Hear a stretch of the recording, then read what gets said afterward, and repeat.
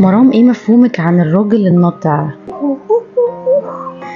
احنا كده داخلين في منطقة لا، الراجل الناطع ده وحش جدا. الراجل الناطع بقى ده اللي هو قاعد واصرفي عليا، ما بيبذلش اي مجهود، واعملي انت المجهود.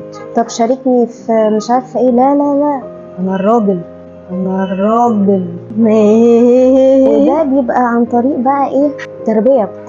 لا يا حبيبي، انت مفيش منك، انت اللي يتعمل لك، انت اللي يتجاب لك، انت اللي يتسوى لك. ماما بقى شايفه ان ابنها ده مفيش منه اتنين يعني، فاتعود ان هو اللي بيتعمل له، اتعود ان هو يقعد كده ويتعزز زي ما بيقولوا كده. لا حضرتك، الست هي اللي بتتعزز مش الراجل. بس لا، ما بنفهمش الكلام ده يعني، لان هو ما اترباش على كده. هو ما اترباش على الست هي اللي بتتعزز، هو اتربى على ان الست دي سجاده تحت رجليه، هي اللي بتشتغل، هي اللي بتصرف على البيت، هي اللي بتجيب حاجات البيت ومتطلبات البيت، وانت بيتغسل لك رجلك كل يوم بالميه الدافيه. فالراجل الناطع ده وحش جدا، ده مش راجل، سوري يعني، نو واي.